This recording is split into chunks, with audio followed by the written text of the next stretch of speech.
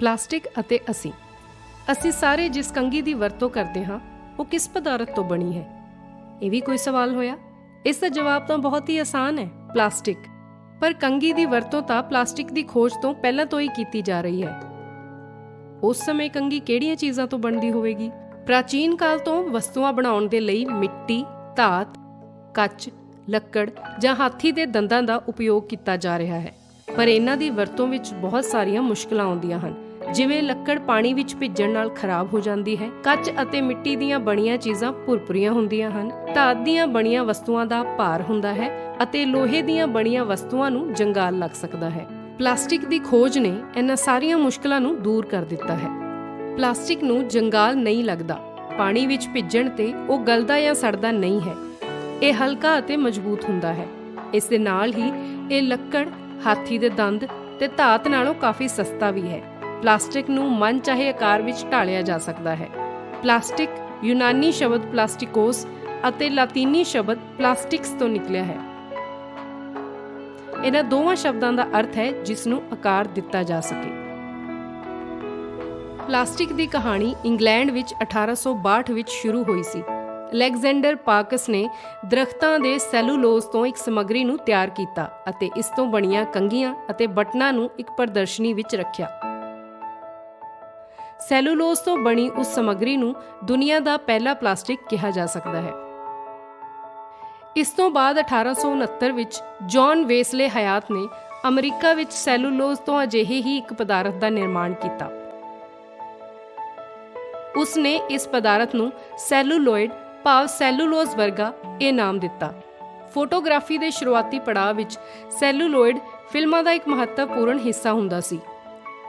ਇਸ ਤੋਂ ਬਣੇ ਸ਼ੀਸ਼ੇ, ਕੰਘੀਆਂ, ਗਹਿਣੇ ਹਾਥੀ ਦੇ ਦੰਦਾਂ ਤੋਂ ਬਣੀਆਂ ਚੀਜ਼ਾਂ ਨਾਲੋਂ ਸਸਤੇ ਸਨ। ਇਸੇ ਲਈ ਲੋਕਾਂ ਨੇ ਇਹਨਾਂ ਦੀ ਜ਼ਿਆਦਾ ਵਰਤੋਂ ਕਰਨੀ ਸ਼ੁਰੂ ਕਰ ਦਿੱਤੀ ਅਤੇ ਸੈਲੂਲੋਇਡ ਦੀ ਮਹੱਤਤਾ ਵਧਣ ਲੱਗੀ। ਅਮਰੀਕਾ ਦੇ ਲਿਓ ਬੇਕਲੈਂਡ ਨੇ 1907 ਵਿੱਚ ਬੇਕੇਲਾਈਟ ਦੀ ਖੋਜ ਕੀਤੀ ਅਤੇ ਉਦੋਂ ਤੋਂ ਹੀ ਆਧੁਨਿਕ ਪਲਾਸਟਿਕ ਅਤੇ ਇਸ ਦੀ ਵਰਤੋਂ ਦੀ ਅਸਲ ਸ਼ੁਰੂਆਤ ਹੋਈ। 1920 ਤੋਂ 30 ਦੇ ਦਹਾਕੇ ਵਿੱਚ ਪਲਾਸਟਿਕ ਦੀਆਂ ਵੱਖ-ਵੱਖ ਕਿਸਮਾਂ ਖੋਜੀਆਂ ਗਈਆਂ, ਜਿਵੇਂ ਕਿ ਪੋਲੀਸਟਰ, PVC ਅਤੇ ਨਾਈਲੌਨ। ਇਹਨਾਂ ਨਾਮਾਂ ਤੋਂ ਅਸੀਂ ਸਾਰੇ ਜਾਣੂ ਹਾਂ। ਕੀ ਤੁਸੀਂ ਦੱਸ ਸਕਦੇ ਹੋ ਕਿ ਇਹਨਾਂ ਤੋਂ ਕਿਹੜੀਆਂ-ਕਿਹੜੀਆਂ ਚੀਜ਼ਾਂ ਬਣਾਈਆਂ ਜਾਂਦੀਆਂ ਹਨ? PVC ਪਾਈਪਾਂ, ਨਾਈਲੌਨ ਅਤੇ ਪੋਲੀਸਟਰ ਦੇ ਧਾਗੇ ਅਤੇ ਕੱਪੜੇ ਯਾਨੀ ਕਿ ਫੈਬਰਿਕ, ਨਾਈਲੌਨ ਦੀ ਰੱਸੀ। ਦੂਸਰੇ ਵਿਸ਼ਵ ਯੁੱਧ ਦੇ ਸਮੇਂ ਪਲਾਸਟਿਕ ਉਦਯੋਗ ਬਹੁਤ ਵਧਿਆ। ਫੌਜ ਦੀ ਵਰਤੋਂ ਲਈ ਗੱਡੀਆਂ ਦੇ ਟਾਇਰ, ਟੈਂਟ, ਰੱਸੀਆਂ ਵਰਗੀਆਂ ਬਹੁਤ ਸਾਰੀਆਂ ਚੀਜ਼ਾਂ ਪਲਾਸਟਿਕ ਦੀਆਂ ਬਣਨ ਲੱਗੀਆਂ।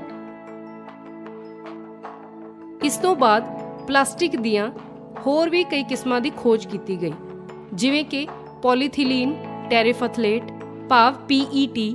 ਪਲਾਸਟਿਕ ਦੀਆਂ ਬੋਤਲਾਂ ਜੋ ਅਸੀਂ ਵਰਤਦੇ ਹਾਂ ਉਹ PET ਪਲਾਸਟਿਕ ਤੋਂ ਬਣਾਈਆਂ ਜਾਂਦੀਆਂ ਹਨ। ਅੱਜ-ਕੱਲ੍ਹ ਪੈਕੇਜਿੰਗ ਵਿੱਚ ਸਟਾਇਰੋਫੋਮ ਦੀ ਵਰਤੋਂ ਵੱਡੇ ਪੱਧਰ ਤੇ ਕੀਤੀ ਜਾ ਰਹੀ ਹੈ। ਪੋਲੀਪ੍ਰੋਪਾਈਲੀਨ ਭਾਵ PP ਵੱਖ-ਵੱਖ ਵਸਤੂਆਂ ਦੇ ਨਿਰਮਾਣ, ਪੈਕੇਜਿੰਗ ਅਤੇ ਮੋਟਰ ਉਦਯੋਗਾਂ ਵਿੱਚ ਇਸ ਨੂੰ ਵੱਡੇ ਪੱਧਰ ਤੇ ਵਰਤਿਆ ਜਾਂਦਾ ਹੈ। ਇਸ ਤੋਂ ਮੋਬਾਈਲ ਕਵਰ ਵੀ ਬਣਾਏ ਜਾਂਦੇ ਹਨ। ਬੇਕੇਲਾਈਟ ਦੀ ਖੋਜ ਤੋਂ ਬਾਅਦ ਲਗਭਗ 100 ਸਾਲਾਂ ਵਿੱਚ ਪਲਾਸਟਿਕ ਅਤੇ ਪਲਾਸਟਿਕ ਤੋਂ ਬਣੀਆਂ ਵਸਤੂਆਂ ਨੇ ਸਾਡੀ ਜ਼ਿੰਦਗੀ ਤੇ ਕਿਵੇਂ ਕਬਜ਼ਾ ਕਰ ਲਿਆ ਹੈ। ਇਸ ਗ੍ਰਾਫ ਤੋਂ ਅਸੀਂ ਸਮਝ ਸਕਦੇ ਹਾਂ ਕਿ 1996 ਤੋਂ ਲੈ ਕੇ 2017 ਤੱਕ ਭਾਵ ਸਿਰਫ 21 ਸਾਲਾਂ ਵਿੱਚ ਹੀ ਭਾਰਤ ਵਿੱਚ ਪਲਾਸਟਿਕ ਦੀ ਵਰਤੋਂ 100% ਤੋਂ ਜ਼ਿਆਦਾ ਵੱਧ ਗਈ ਹੈ। ਪਲਾਸਟਿਕ ਦੀ ਵਰਤੋਂ ਕਿੱਥੇ-ਕਿੱਥੇ ਕੀਤੀ ਜਾਂਦੀ ਹੈ? ਪਲਾਸਟਿਕ ਬਿਜਲੀ ਦਾ ਮਾੜਾ ਸੰਚਾਲਕ ਹੈ, ਭਾਵ ਪਲਾਸਟਿਕ ਰਾਹੀਂ ਬਿਜਲੀ ਦਾ ਸੰਚਾਰ ਨਹੀਂ ਕੀਤਾ ਜਾ ਸਕਦਾ। ਤਾਰਾਂ, ਹੋਰ ਬਿਜਲੀ ਦੇ ਉਪਕਰਨਾਂ ਅਤੇ ਸਰਕਟਾਂ ਵਿੱਚ ਪਲਾਸਟਿਕ ਦੀ ਵਰਤੋਂ ਕਰਨ ਨਾਲ ਉਹਨਾਂ ਦੀ ਲਾਗਤ ਘੱਟ ਹੋ ਜਾਂਦੀ ਹੈ, ਜਿਸ ਨਾਲ ਇਲੈਕਟ੍ਰੋਨਿਕ ਵਸਤੂਆਂ ਵੱਧ ਤੋਂ ਵੱਧ ਲੋਕਾਂ ਤੱਕ ਪਹੁੰਚ ਪਾਉਂਦੀਆਂ ਹਨ। ਮੈਡੀਕਲ ਖੇਤਰ ਵਿੱਚ ਵੀ ਕਈ ਚੀਜ਼ਾਂ ਪਲਾਸਟਿਕ ਦੀਆਂ ਬਣੀਆਂ ਹੁੰਦੀਆਂ ਹਨ, ਜਿਵੇਂ ਕਿ ਦਵਾਈਆਂ ਦੀਆਂ ਬੋਤਲਾਂ, ਗੋਲੀਆਂ ਦੇ ਪੈਕੇਟ, ਖਾਰੇ ਦੀਆਂ ਬੋਤਲਾਂ, ਸਰਜੀਕਲ ਯੰਤਰ, ਦਸਤਾਨੇ ਅਤੇ ਹੋਰ ਕਈ ਤਰ੍ਹਾਂ ਦੀਆਂ ਟਿਊਬਾਂ।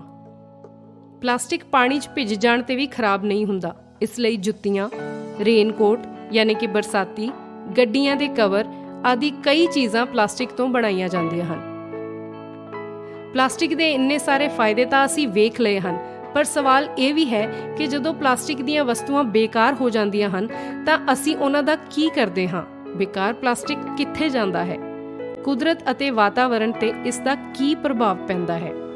ਇਹਨਾਂ ਸਵਾਲਾਂ ਦੇ ਜਵਾਬ ਲੱਭੋ, ਆਪਸ ਵਿੱਚ ਵਿਚਾਰ ਵਟਾਂਦਰਾ ਕਰੋ ਅਤੇ ਪਲਾਸਟਿਕ ਦੀਆਂ ਬਣੀਆਂ ਵਸਤੂਆਂ ਤੋਂ ਪੈਦਾ ਹੋਣ ਵਾਲੀਆਂ ਸਮੱਸਿਆਵਾਂ ਨੂੰ ਆਪਣੇ ਸ਼ਬਦਾਂ ਵਿੱਚ ਦੱਸਣ ਦੀ ਕੋਸ਼ਿਸ਼ ਕਰੋ।